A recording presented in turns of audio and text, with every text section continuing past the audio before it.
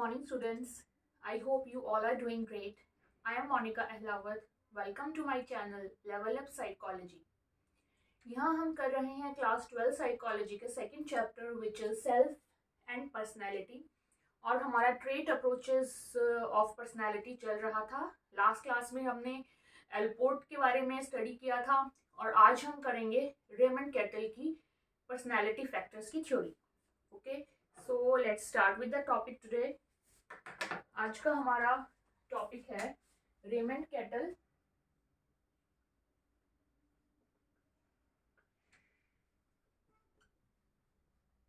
इनकी personality factors की theory.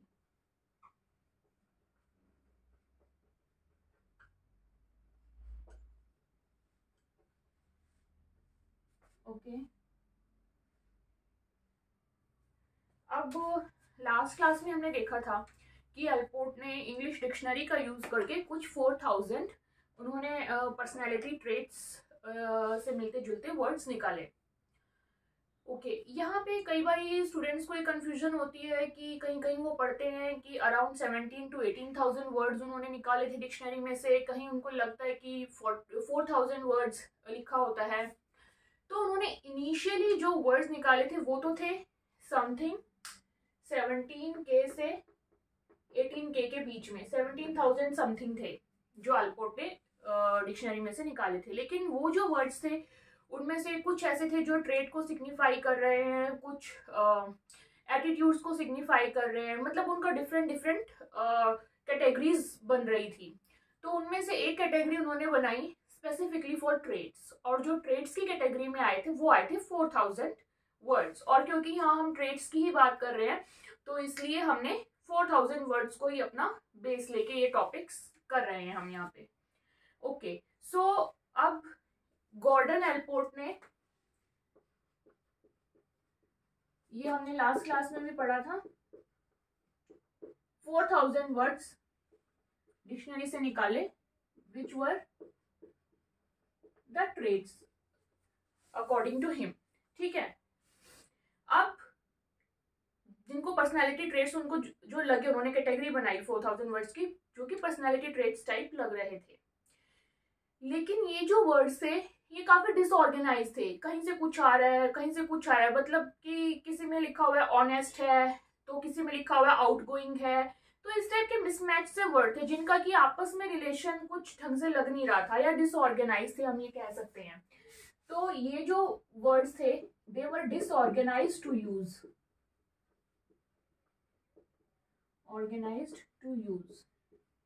And of course ये हमें पता है कि हमें अगर एक्सपेरिमेंट्स करने हैं, हमें कोई थ्योरी निकालनी है, कोई रिजल्ट्स निकालना है, तो उसके लिए स्टैट्स का ऑर्गेनाइज होना बहुत जरूरी है, तभी हम किसी रिजल्ट पे या किसी कंक्लूजन पे हम पहुंच सकते हैं। अगर कुछ डिसऑर्गेनाइज है चीज तो उसके थ्रू हम कुछ अपना कंक्लूजन नहीं ड्रॉ कर सकते, राइट। अब क्या हुआ, जैसे कि कुछ ट्रेट जो थे वो सिमिलर थे, कुछ डिफरेंट थे एंड उनके अंदर कुछ समझ नहीं आ रहा था कि क्या करें। रेमंड कैटल ने क्या किया, फिर इस चीज को सिंप्लीफाई करने के लिए उन्होंने 171 कैरेक्टरिस्टिक्स बनाए आउट ऑफ दीज 4,000 वर्ड्स। ये जो 4,000 वर्ड्स थे इनमें से रेमंड कैटल ने इन्हीं वर्ड्स को यूज किया, उन्होंने अलग से कोई अपने वर्ड्स नहीं निकाले। अराउंड 171 कैरेक्टरिस्टिक्स जो है उन्होंने आइडेंटिफाई किए। ओके, और ये किस बेसिस पे किए कि उन्होंने देखा कि जो अगर रिडंडेंट वर्ड्स हैं कि जैसे है शाई, रिजर्व, ये सेम से वर्ड हैं, है ना। तो इस टाइप से जो कि रिडंडेंट वर्ड हैं यानी कि जैसे सिनोनिम्स हैं जो कि उनको उन्होंने रिड्यूस कर दिया, ठीक है, एलिमिनेट कर दिया। कैसे निकाले ये? by eliminating redundant words or you can say redundant traits। ठीक है, और उन्होंने क्या किया, जो अनकॉमन थे उनको भी हटा दिया।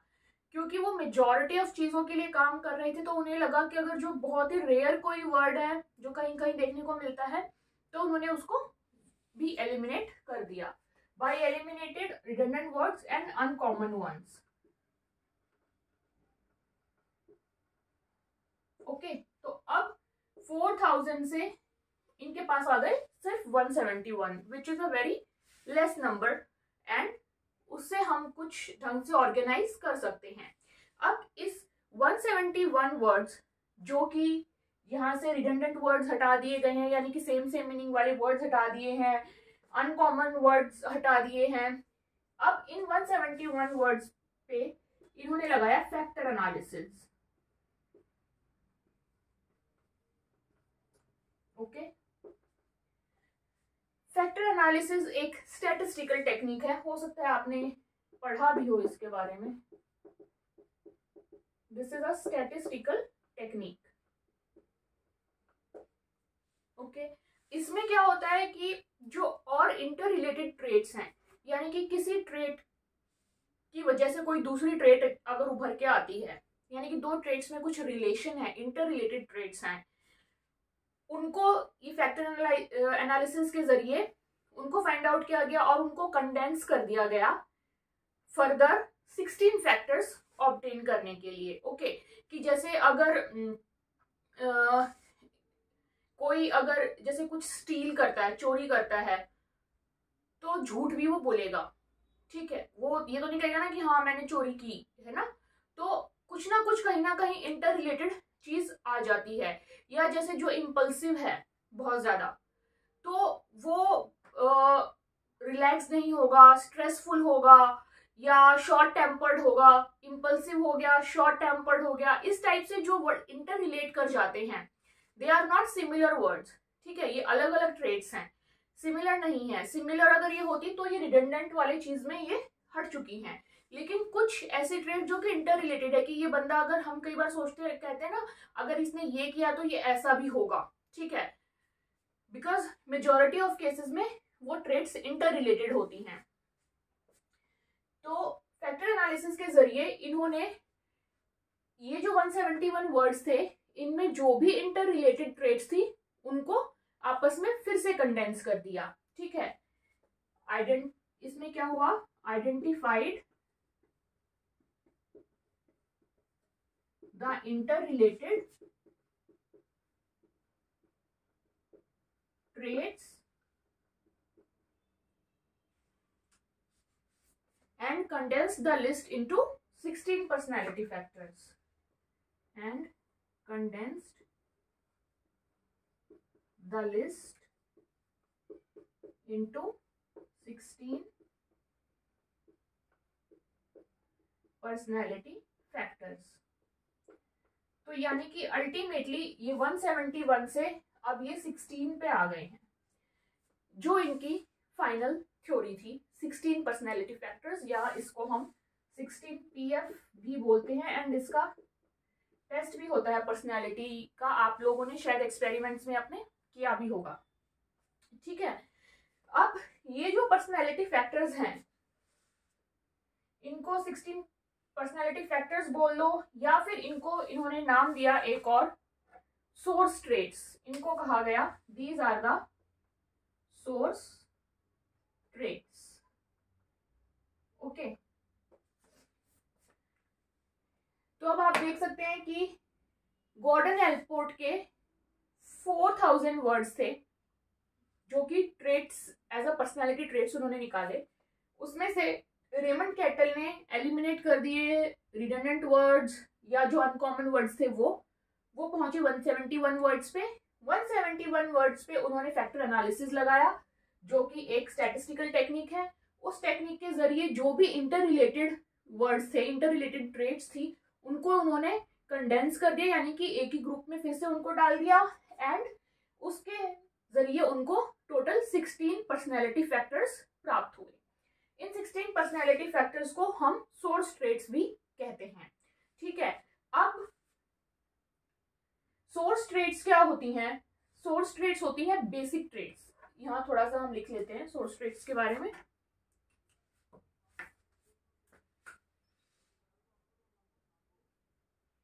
सोर्स ट्रेट्स उन्होंने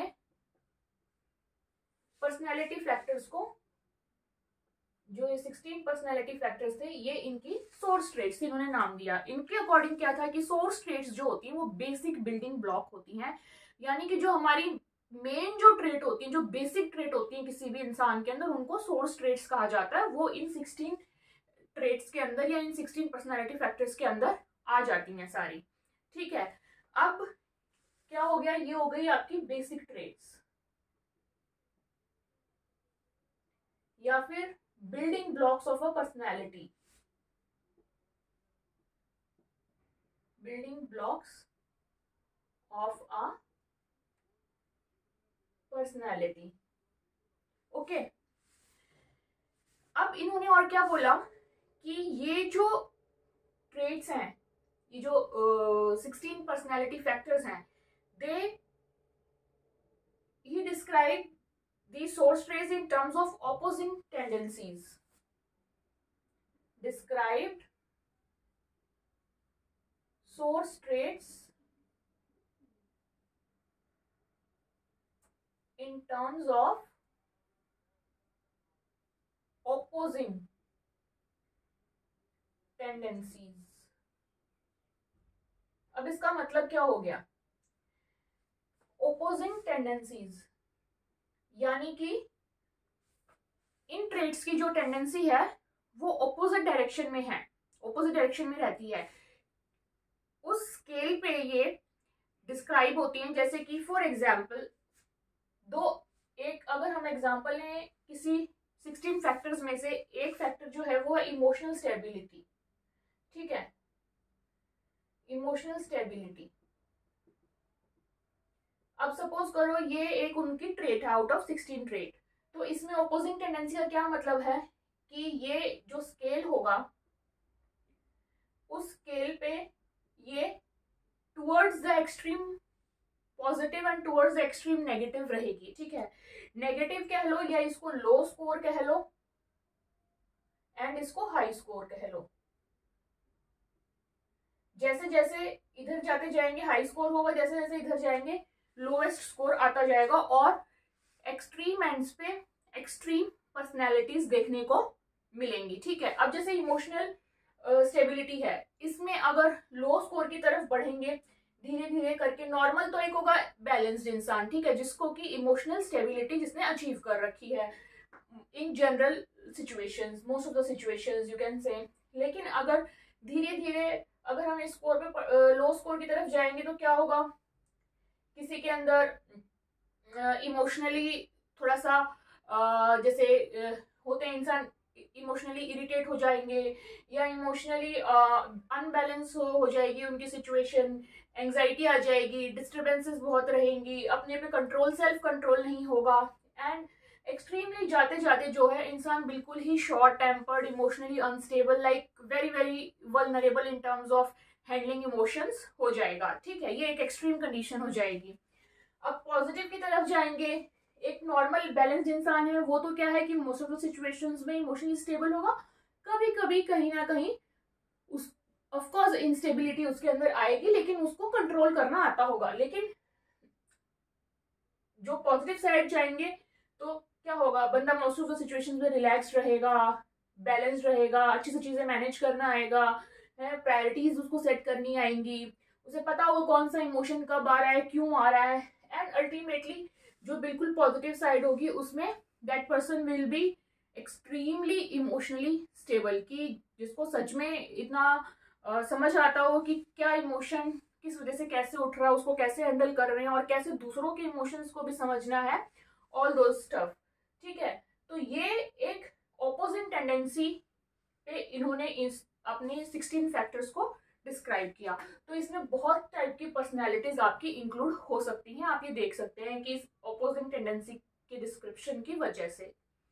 ओके, एक और बात जो इन्होंने कही for source traits was that कि there is a common structure on which people differ from each other.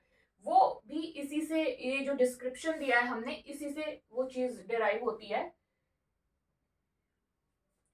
There is a common structure.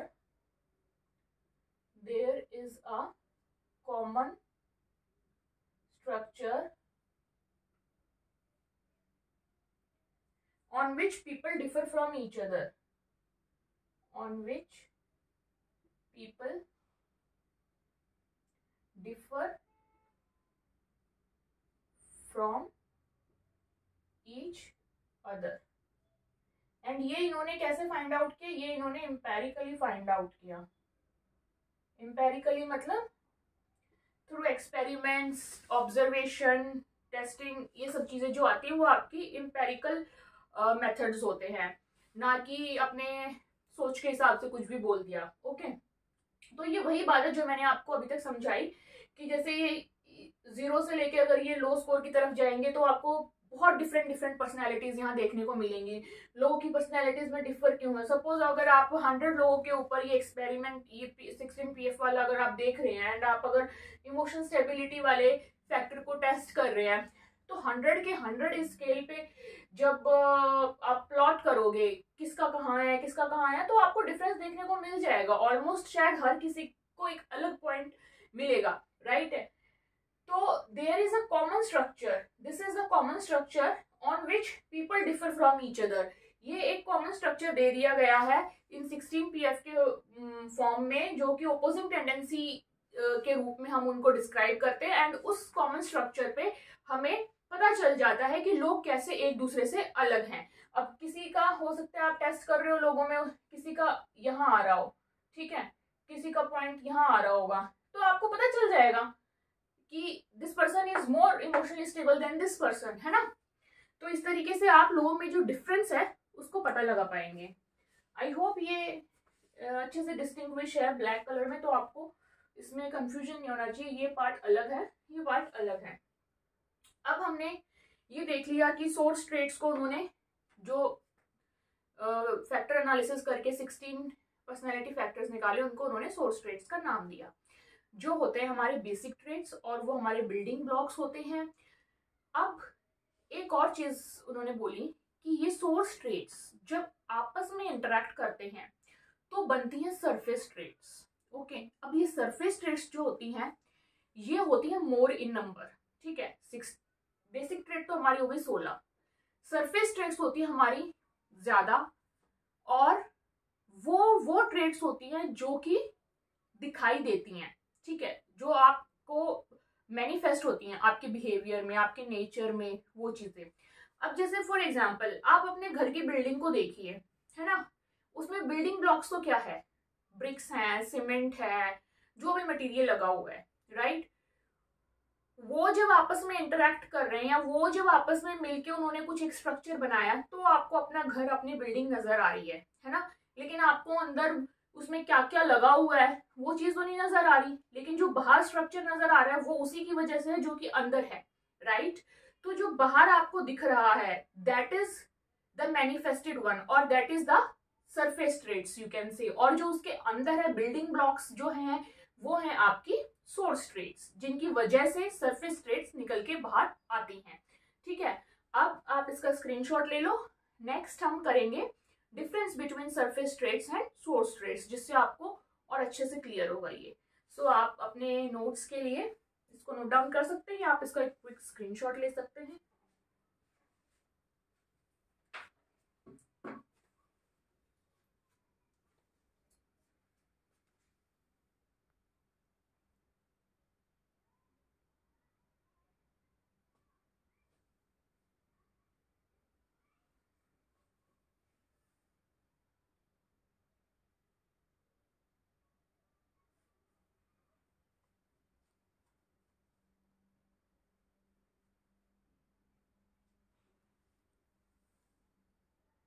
Okay, I think it might be done. Let me remove this.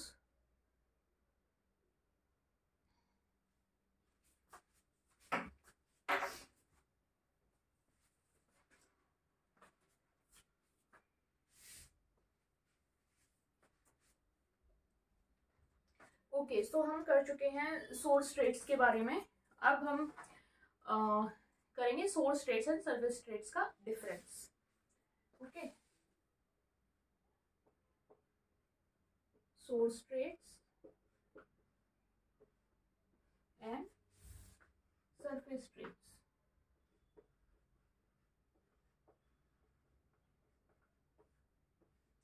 अब difference वही है जो मैंने अभी बताया था आपको, हम बस उसको पॉइंट्स में लिख लेते हैं अपनी क्लैरिटी के लिए। तो सोर्स ट्रेट्स क्या हैं? They are the basic traits, they are the building blocks, है ना। So more basic traits and building blocks of personality. More basic traits and building blocks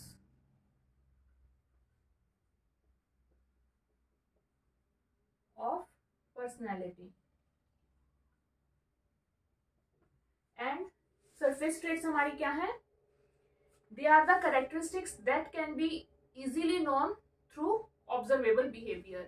ये building blocks की फॉर्म में हमारे होते हैं और वो हमारे बिहेवियर की फॉर्म में नजर आते हैं, ठीक है। So these are the personality characteristics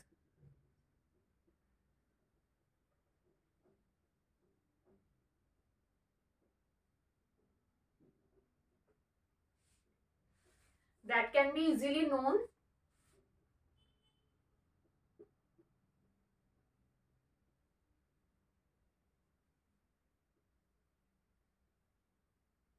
from behavior या from observable behavior, जो कि हमें साक्षात दिखाई दे किसी के बिहेवियर में। ओके, अब नेक्स्ट हमने क्या पढ़ा था? They are the underline traits. Source traits क्या है? अंडरलाइन ट्रेट्स हैं। ऑलमोस्ट सेम मीनिंग है, लेकिन थोड़ा सा आप इसको अगर देखें तो डिफरेंट फॉर्म में हम इसको लिख रहे हैं। They are the underline traits, ठीक है। और ये कौन सी ट्रेट्स होती हैं? ये होती हैं जो मैनिफेस्ट होती हैं, तो they are the manifesting traits. Okay, they are the manifested traits. For example, इसका एग्जाम्पल हम क्या ले सकते हैं? जैसे कि हम ले सकते हैं इंट्रोवर्ट या इंट्रोवर्जन, ठीक है। इंट्रोवर्जन, अब इंट्रोवर्जन अगर आपके अंडरलाइन ट्रेट है तो उसकी सरफेस ट्रेट्स क्या होंगी? जैसे कि शाई, है ना, quiet, don't like to mingle with people, या क्राउड्स में जाना पसंद नहीं होगा। तो इसमें क्या एग्जाम्पल होंगे? शाई होगा वो पर्सन, क्वाइट होगा, डोंट लाइक क्राउड्स, या नॉन सोशिएबल होगा, है ना। अब सोर्स ट्रेट को कैसे आइडेंटिफाई किया जाता है? सोर्स ट्रेट को आइडेंटिफाई कैसे किया गया था ये मैंने इससे पहले बताया था, बाय डूइंग फैक्टर एनालिसिस, है ना। सो these are identified with the help of factor analysis. These are identified by factor analysis, or you can say with the help of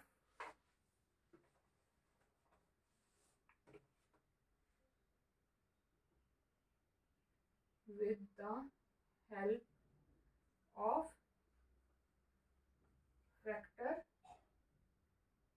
analysis,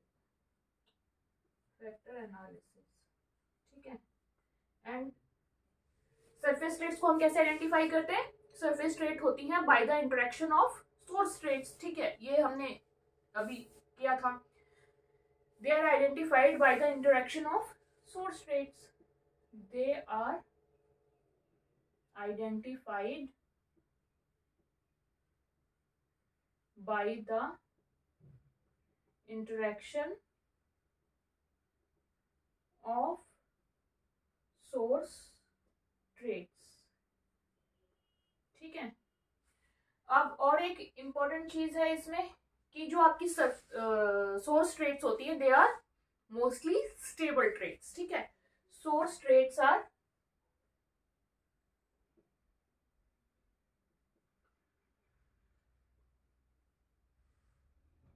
stable,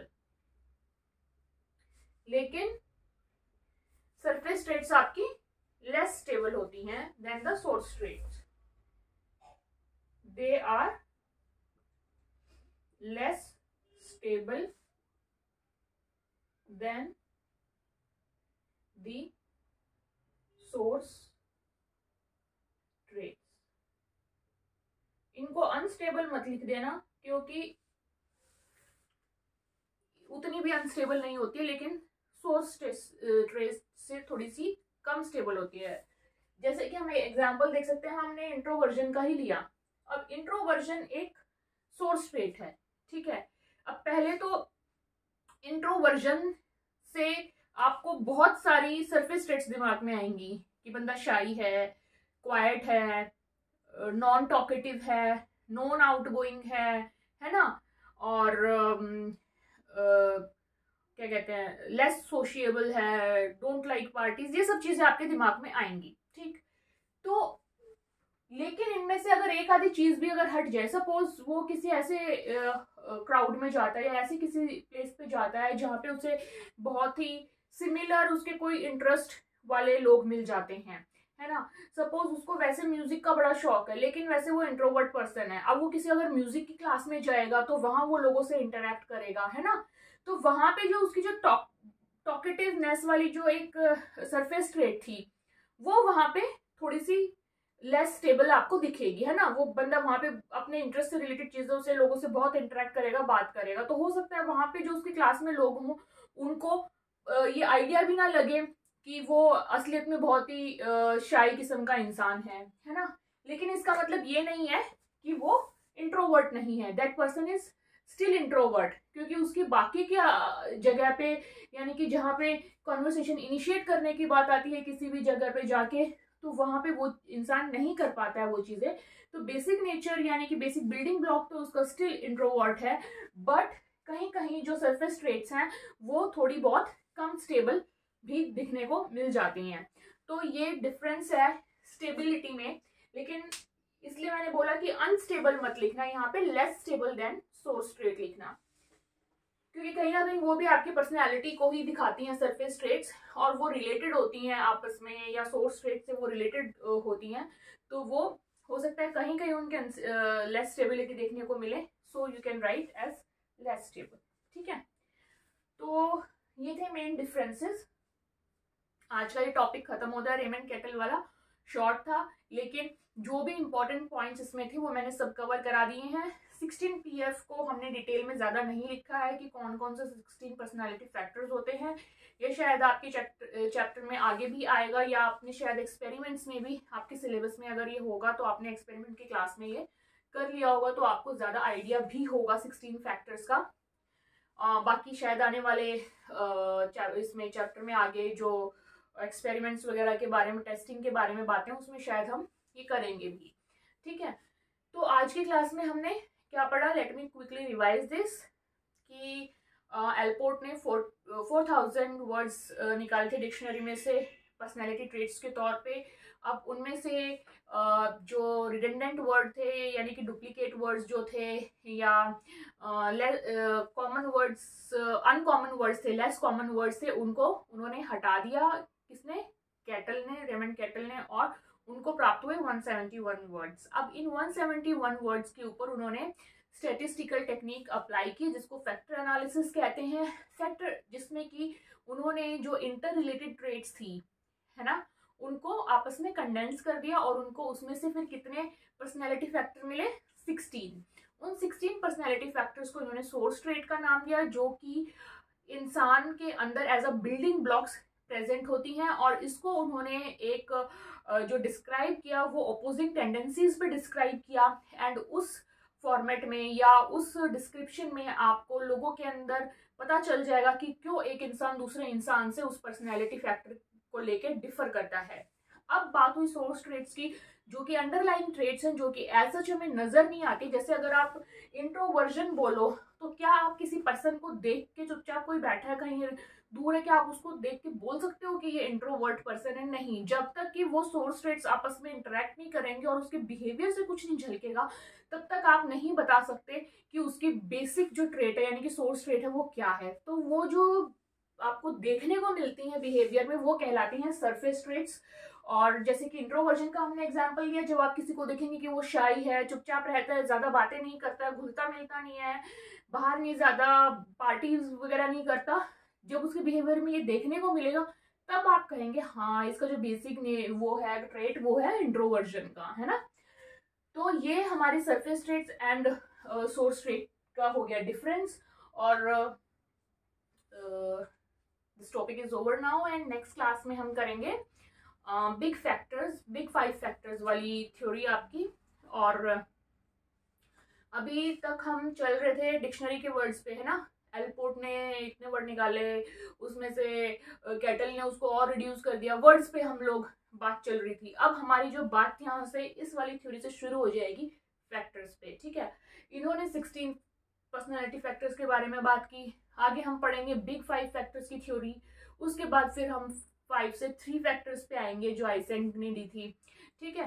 तो उसके बाद हमारा ट्रेट वाला टॉपिक खत्म हुआ, ठीक है। तो अभी ये ध्यान रखना कि इसको एज अ हिस्टोरिकल आप चीज समझ के देख के चलो कि पहले वर्ड्स, डिक्शनरी के वर्ड्स से चीजें डेवलप हुई, उसके बाद जैसे फैक्टर्स की बात करनी शुरू कर दी तो लोगों का दिमाग फिर वो अलग अलग वर्ड्स को छोड़ के और कंडेंसली सोचते गए वो चीजों से कि ठीक है 16 से फिर और हम इकट्ठा करके उन वर्ड्स को किसी तरह 5 पे लेके आए। फिर आइसेंक आया तो उन्होंने 3 तक उन वर्ड्स को ले, फैक्टर्स को वो रिड्यूस किया उन्होंने।